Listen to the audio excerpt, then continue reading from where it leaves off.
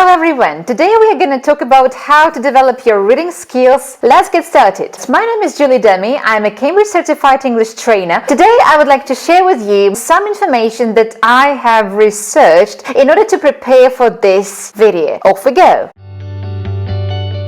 First things first, let's try to understand what reading stands for. First of all, reading is an activity where you receive some information. Reading is a receptive skill when you try to comprehend some information that you can see. We use reading in order to make sense of the text. For this, it's necessary to understand the text at word level, sentence level, and whole text level. To understand the sentences, we need to understand words, how they are connected, and what the words consist of, the letters, and how they group the words themselves. So, in other words, we can see that we deal with bottom-up and top-down processing. It's important to understand the meaning of the sentences, and this meaning can be different. It can rely greatly on the world knowledge, and these are the things that we need to consider when we want to read something. Reading is a cognitively demanding task. Some students say that this is the easiest skill, whereas others say that they experience some particular problems, especially those who need reading in order to do the test, like IELTS or TOEFL. Which problems do students usually have when they start reading? So probably you have noticed that when you don't know the word, you don't really want to read any further, or sometimes you just skip it. When there are 2-3 words or 10 words in an article, that's okay, you can manage it and you can understand the article. But imagine there are words that you don't understand in every single line.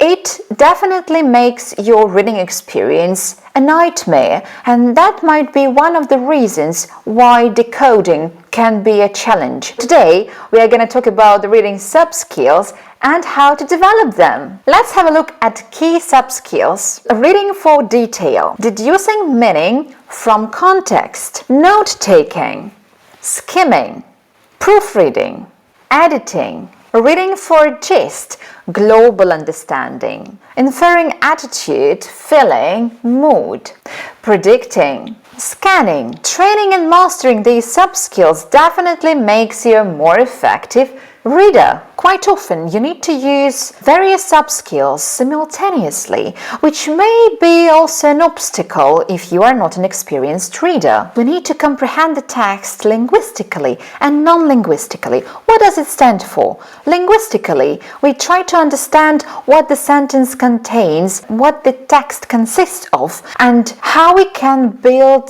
sense out of it. We link the ideas together in order to understand the meaning. You need to understand the purpose, why you need to read this piece of information. Then you will be more motivated to do this or that task. To keep motivated, you need to figure out the purpose of reading.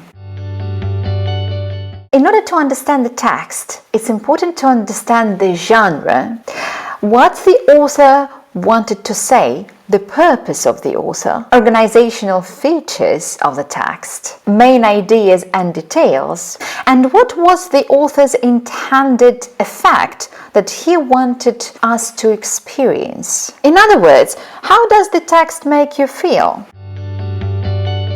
Interestingly, being an effective reader in your mother tongue can positively influence your reading experience in the language you are learning right now. Because you know how to predict the plot, you understand that there is some information that you can skip, and there are some words that probably you don't know, though you can infer the meaning from the context. These and many other sub-skills are really important, and they can be transferred from your L1. Decoding is a complicated process, though it is manageable if you practice it on a regular basis.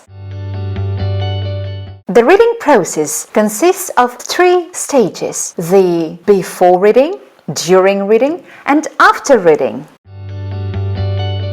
Before reading, you usually try to predict what it will be about. If you see the title, you probably understand what the article might be about. When you receive an email from the colleague and you read the topic of the email, you can understand what will be in the text. In other words, you use different reading sub-skills all the time, and depending on what you need to read and the purpose, you will use different strategies. Before reading the whole text, you will try to predict what it can be about. You make some judgment whether you understand the topic or not, and you can even decide whether it is important or not. Evaluation takes place here.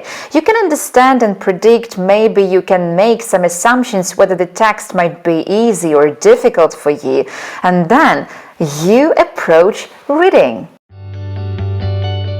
During reading, you usually try to understand the text, comprehend it, analyze, understand the connection between different people or items, and you analyze the relationship, you analyze the connections. During reading, you prioritize what is important and what is secondary.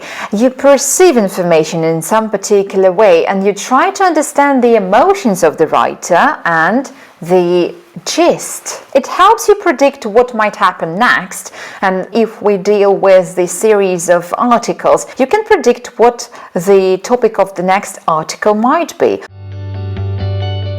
At the stage of after reading, you try to summarize, you interpret the text in your own way, you apply and analyze it, you distinguish and compare, you conclude, and there are many other things that take place there. You can use this information for the debate, or you can use some particular information as your future background knowledge. In other words, when you read, you can see that it's not just the process of consuming information.